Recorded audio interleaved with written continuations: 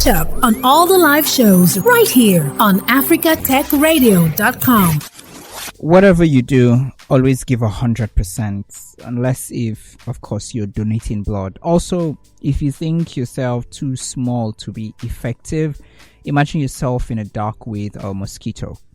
Well, welcome to Tony's Tech Side. I live stream on www.africatechradio.com every weekday from 9 a.m. West African time till midday, wherever you're listening from.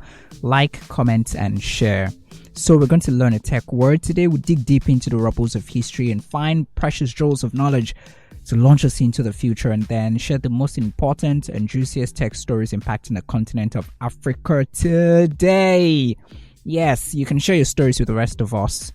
Yes, you can on WhatsApp. Just text or send a voice note on 0913-558-1766. 0913-558-1766. Please add +234 if you're texting from outside Nigeria.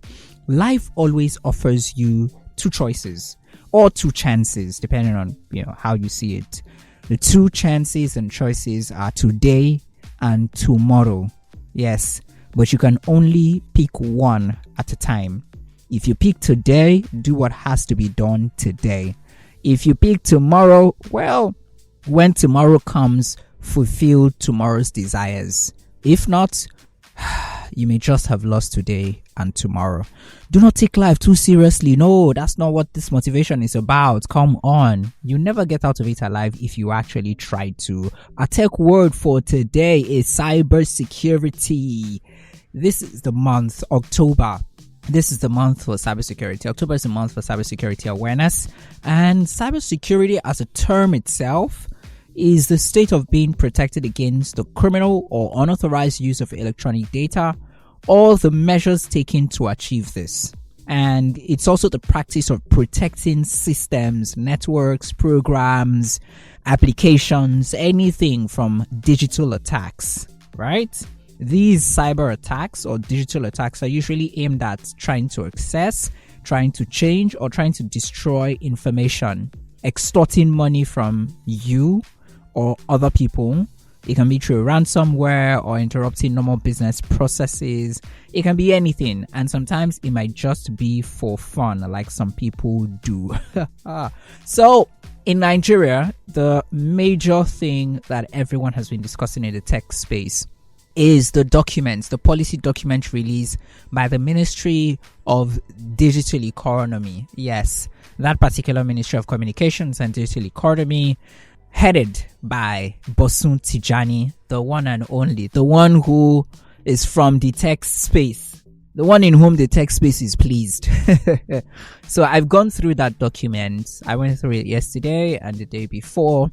It was released on the 1st or the 2nd of October, in line with the plan of the president, the 8-point plan of the president, new president of Nigeria, Bola Ahmed Tinubu, BAT.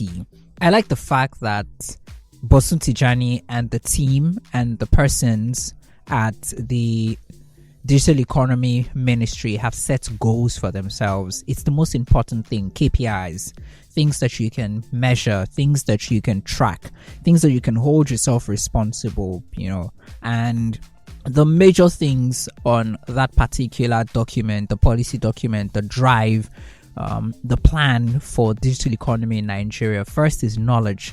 And that's what literally everything rests upon. And I really like the fact that, that's actually how that strategic plan of the Federal Ministry of Communication and Digital Economy, that's where they're facing. First, knowledge. Knowledge is important. I think it's about the most important thing if you're looking at what we're going to get. So generally what we'll be measuring would be startup access to incentives, access to procurement opportunities, improving policy coherence, and this is for the national blockchain policy. On a general note here, I'm saying now that this particular policy is based on 5 things. Yeah, I think so. 5 things last time I checked. First is knowledge. The second is policy. I'm very happy that he recognized that policy is a major block, a major pillar in anything that has to do with tech space. I was thinking with Kingsley Owadara the last time, and also the co-founder of Prembly, the co-founder at Prembly. And we, talked about how it's important to just have sandboxes instead of outright regulations when you don't even understand what, you're talking about, or what the innovation is about, or where it's even headed, right? Now, the third is infrastructure. Fourth is innovation, entrepreneurship, and capital. And then 5 is trade. Trade is, we trade, we do business. And I'm very excited about what this, what will happen. And I'm excited about what can happen if this actually becomes, effective and implemented and achieved in 2027, when, another election will be conducted, and when most likely he either keeps the office of the Minister of Communication and Digital Economy, or he doesn't keep the office. Now, when Ilebaye won, right? Ilebaye, yes. When she won the BB, Big Brother Nigeria, the most recent one, it's 120 million, right? Just, if I'm not saying anything right, please in the comment section tell me how much it is and tell me who won. But yes, a lot of people started reacting, right? And it was Piggy Vest's reaction that brought a lot more reactions in tech space. You know why? Because all they did was they put a screenshot on X, formerly known as Twitter, and they said, Ilebaye, call me. And that screenshot read, half of BB Nigeria prize money. That's 60 million. And with about 12% interest rates, that would give you about 7 million. And this 7 million, according to Piggy Vest, like, it's payable immediately you lock, that particular amount. And it brought a lot of buzz. A lot of people were saying, 12% is too small. Make it 15%. I'm going to call Ilebaye now, and you're going to see the money in Piggy. Yeah, so everyone's making.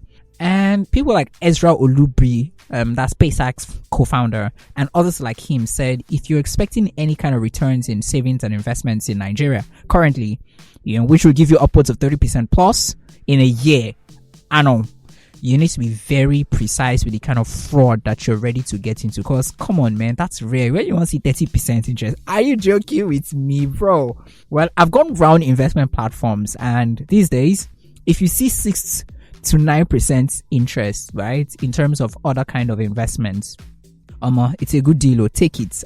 Grab it. The major thing is that your funds are somewhat secure from inflation and the value is preserved. Now, according to someone, it's not someone on X. It is not just returns on investments that gets her giddy.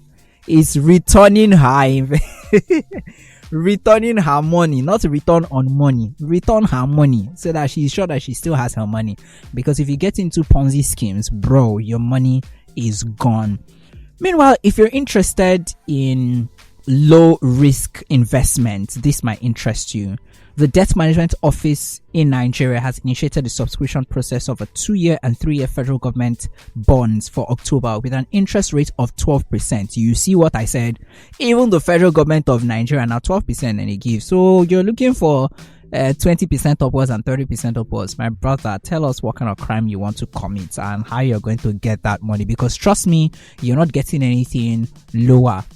Higher than maybe 12 point something or 13 point something percent, but 20 and 30% interest, bro, that is fraud. That's exactly what you want to commit. Well, something else that's really caught my attention, and I think it's something that we still talk about it, in the Micah Artificial Intelligence group, and we'll be talking about it. In fact, the last webinar we had, Africa Tech Radio and Prembly organized, was on safeguarding the data of people. Well, on X, that's where almost everything is happening in Nigeria now. Yes, people have started complaining that Opay, that they somehow miraculously have an Opay account number. And you're like, I never opened an Opay account before, like in my entire life. In fact, my brother has, my daddy has, my sister has, my sister's brother's uncle, cousin has an account. All you just need to do is, try to transfer money, try to put in your phone number, remove the 0 that comes before your phone number, yes, and say the bank you want to pay to is Opay. If it goes, then voila, you have an Opay bank account. Well, these complaints were made by a lot of people, including Hack Sultan on X, formerly known as Twitter. And he was one of the affected people, and they all just called out Opay. If you see Opay trending, that's exactly why almost everyone on Twitter in Nigeria thinks that Opay has created an account number for them, and they actually never gave their data to Opay. Now, the CEO of the FCCPC, Mr. Babatunde Irukera, said that Opay would have to explain how this is happening and promised to provide an update. Yes. Also, Opay says they have launched investigations. According to them, right, that's the company's head of marketing, Opay's head of marketing, Kunle Adeyemi. He says that they saw the tweets, and internally they're currently reviewing what transpired, and they ensure that all wallet holders are adequately registered. Some people might have had interactions with the platform at one point or the other, and it's important that we get feedback internally based on our investigations before we respond. Well, while we wait for Opay to actually respond, someone else who has responded to things that have to do with poverty alleviation in the country is the Minister of Humanitarian Affairs and Poverty Alleviation, Dr. Betta Edu, who announced on Tuesday that the federal government of Nigeria, guys, listen up, you'll be providing a non-interest loan of 50,000 naira to 1.5 million market women under the Government Enterprise and Empowerment Program. I mean, it's about to go down money sharing. Yes, that's what and this is actually, to boost their capital and foster business expansion. And it's about 75 billion naira market women fund that's going to be named Iyaloja Fund for underprivileged female traders, and is set to be inaugurated on 17th of October. Now, why I feel that people should actually get palliatives. I also feel that it's important to match palliatives with actionable, plans and strategies of how to get these women to get more capital in a more formal way, right? In a way that, whose process is clearly defined, and we can get the money back, and we can also use that money to help other Iyalojas to around. Nonetheless, let's see how it goes. We would not throw the baby with the bathwater away. Let's see how this particular one goes. And it's a conditional cash transfer program that's giving 50,000 to Iyalojas, maybe across the country. I don't know how it's going to pan out, because almost all the cash transfers that we've had before now, it's either there is, a big ring of corruption around it, or the money doesn't exactly get to the real Iyalojas. There'll be the president of the Iyaloja Association, the political head of the Iyaloja Association. They get the monies, they cash out big time, send their, their children and, their loved ones, abroad, and they're traveling the world. And then the real Iyaloja, who actually needs that 50,000 naira to add as capital to the things, to her Oja, he actually doesn't get it. So first off, before we even say, we don't want it, first make it work. And then we can now move from then on to say, what's the next thing we can now do? Finally, from Nigeria would be NIMET. Now I see the reason. I've most likely had nasal congestion, and it seems like I have cough. The Nigerian Meteorological Agency, NIMET, says that everyone, especially those in the northern states in Nigeria, should be careful, because there most likely would be a potential decrease in visibility. I mean, there would most likely be haze. Yes, NIMET's General Manager of Public Affairs said in Abuja, that's Mr. Mutari Ibrahim, that because of what has happened in Chad, especially places like N'Djamena, Abeche, Mongo, Bolberim in Niger, also there would be strong winds and also hazy, anything that has to do with haze, right? In Kaduna, in Kano, in Katsina, and some other states in the north. So this is a dust and a haze alert for those in the northern part of Nigeria. If you're going out, please be careful. You would most likely find a lot of people suffering cough this period. Yeah, I'm already, showing signs of it. And if you usually have cold, this would be the best time for you to also cover up. You can use your nose mask. And if you're flying, yes, airline operators, yes, you're also advised to avail yourself of weather reports from NIMET for effective planning before you actually fly. And just in case you're thinking, I have a NIMET app, And every morning I just check to see what's up. The same way I check my regular weather app, I check NIMET's app to see what exactly they have predicted for the next 1 week or the next few days. Well, when thousands of Ghanaians flooded the streets of Accra on Tuesday demanding the removal of the central bank governor Ernest Addison, talking about mismanagement of the economy, during a severe debt crisis, I really thought that was really like the breaking point, because this is about the worst in this particular generation, and it has fueled growing frustration over the rising cost of living, unemployment, economic hardships. In fact, in July 2023, Ghana's central bank reported a record loss of 60.8 billion cedis. That's about $5.3 billion. And this was for 2022, primarily due to debt restructuring, right? Ghana, known for its production of gold, oil and cocoa, has entered into a $3 billion 3-year loan program with IMF, the International Monetary Fund, and debt restructuring is one of the prerequisites for accessing these funds. Now, these protests, among a lot of other things, just underscores the concerns that are rising and the calls for accountability amidst economic challenges that are ongoing in Ghana. Is this really like Ghana's time? Like, is it gonna be the time of Ghana to actually sit up and say, you know what, let's get our house in order? Because just a few years back, President Olusegun Obasanjo cleared Nigeria's debts, but then, came the other governments who came borrowing, if that's how they put it.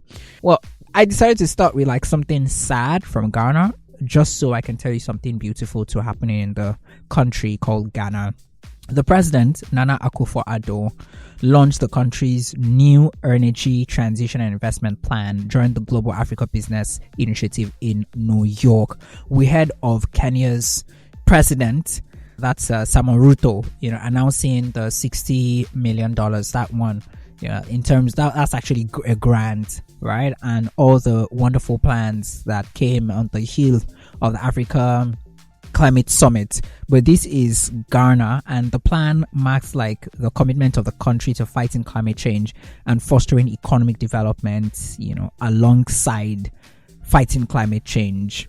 Well, the plan also details how Ghana can achieve net zero energy related carbon emissions by 2060 through the deployment of low carbon solutions, across the key sectors of the economy of Ghana, including oil and gas, industry, transport, cooking, and power. Now, the plan is for the government of Ghana to use the plan as the main tool to engage the international community and investors for support with its energy transition. All measures, that suggested in the plan represent a $550 billion opportunity for the international community to invest in sustainable development in Ghana. And if the plan is achieved in full, it would generate about 400,000 net jobs within Ghana's economy. Well, someone is thinking. And in Cameroon, people have been having, just like other countries on the continent, people have been having issues with their biometric ID cards. Well, in the next few months, a new generation ID card production facility will most likely help to ease this operational issue, right? According to the Delegate General for National Security, Martin Mbarga Ngwele, he made an announcement in Douala recently that's saying that a new partner will invest in the construction of 3 centers for the production of national ID cards in Cameroon, and these centers will be constructed in all the 10 regional capitals of the country. Right, the number of national ID card registration centers will also be doubled across the national territory, from currently sitting at 280 in terms of these centers to 548.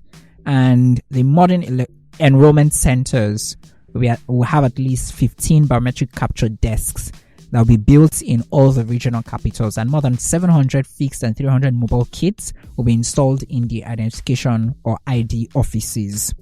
Now, with the current system, the official amount payable in the identification office for the ID will be about $4.50. Yes, that's what it's going to be. So the contractor for this project has not been named yet, and the exact date for launching the project also has not been stated. But the centers will most likely be able to handle over 600 requests every day. For now, the Douala Biometric Passport Center is the second in the country after the first one, which went operational in Yaoundé in July 2021. Yaoundé is Cameroon's capital, and Douala is like the economic capital. It was inaugurated in August 2022, and the third center is expected in the northern city of Garaua. Well, we're really hoping that, first off, I think I have like a thing against paying to get ID cards, especially when the cards have your own details, right?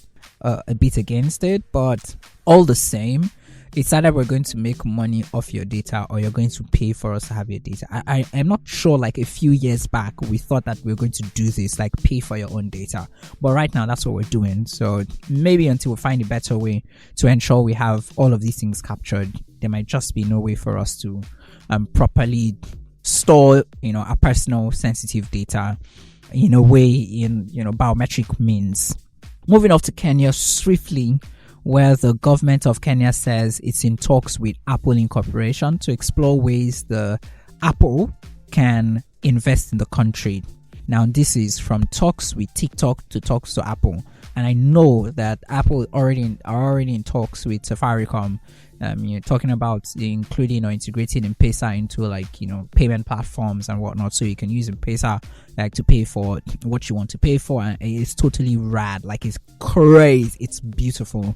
And Kenya's president also welcomed the UN Security Council's resolution to send Kenya-led multinational armed forces to Haiti, right, to help combat violent gangs. I'm thinking about 1,000 or so will be sent to Haiti to help them. Now, this is Kenya trying to play the big brother role that Nigeria has played for years.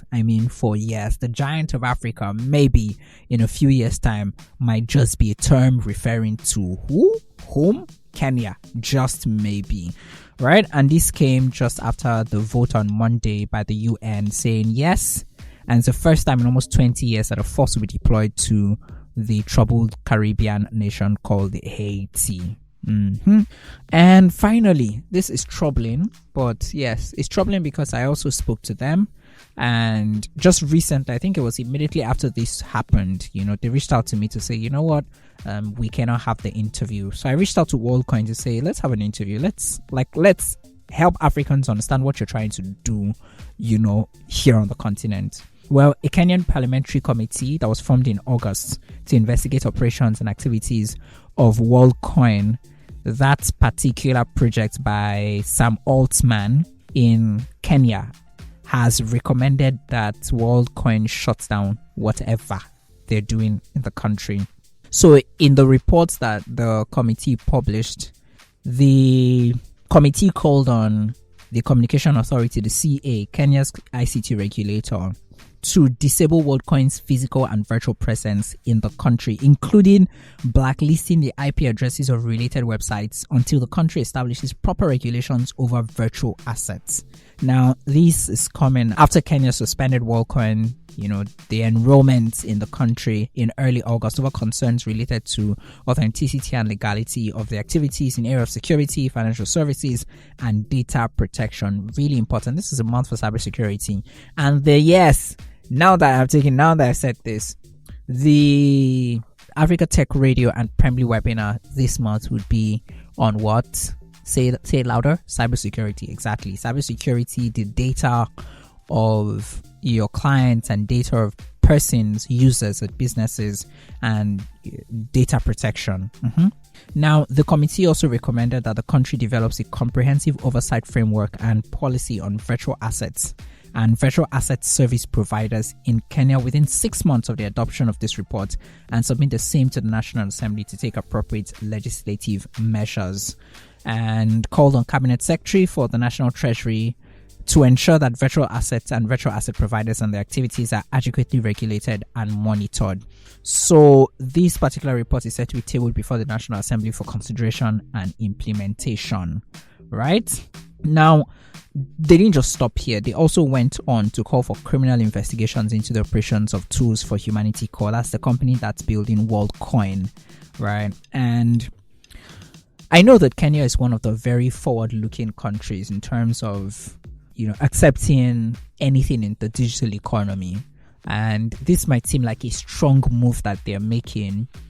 And I think it's just like someone said, it's better we put all of these things into like sandboxes instead of creating just out and out rules and regulations to say, ban or don't ban. Let's just put them in sandboxes. Let's watch them and then let the regulations come out of these sandboxes. And it'll be like these people themselves telling you this is how we want to work or this is how we're going to work. Exactly. That's what I think is the best way to actually go about it. What do you think? Well, Apple says that they know why your iPhone 15 is heating up.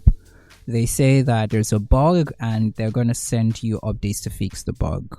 Yes, I'm just a messenger. I'm not the bug and I'm not Apple. And TikTok are testing a new monthly subscription plan. Why exactly everybody put in subscription plan? So this is supposed to help you get rid of adverts on TikTok. What we've heard is that they're trying in one English speaking country that is not the US, but they say they didn't want to say where, and it's going to be at about $5, approximately $5. So it means everybody wants to do it with ads. I hope this is a general thing, not just because the EU is pushing for it, because the likes of YouTube and X, formerly known as Twitter, are among the apps or websites or sites rather, or apps, social media sites that are already offering fewer or no ads for a monthly fee. So maybe that's the way we're going. You see what we talked about? So when someone says we're going to be doing subscription-based social media, I didn't believe it 5 years ago. I was like, nah, man, it's going to be free.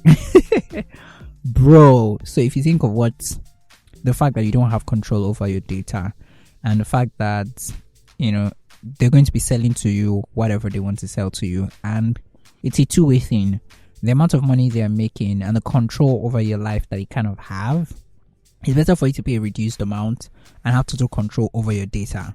I mean, total control over your data. So it means that's what we're going to be doing moving forward.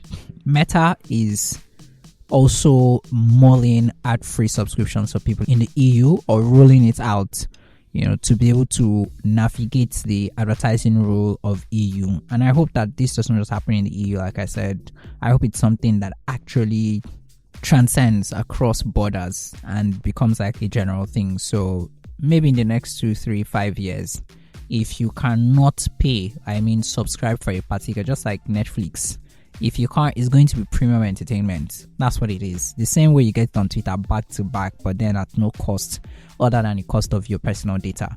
This time, you're going to need to actually cough out some real money to be able to enjoy such entertainment. Now, something that's close to my heart, and it's going to be like the last news story that I'm tracking, and I think it's important and it's impactful, is the Federal Communications Commission in the United States of America issuing its first ever fine to a company for leaving space junk or space debris orbiting the Earth. Now, Dish Network was fined $150,000 for failing to move an old satellite far enough away from others that are still in use. Now, they admitted liability over their EchoStar 7 satellite and agreed to a compliance plan with the FCC. Now, what is space debris or space junk? It's anything that's taken out of space that is just there. Like, we're not currently using it, but it's just there. That's what it means. And officially, space debris, things like old satellite, parts of a spacecraft, just anything literally that is running around the Earth and is no longer in use.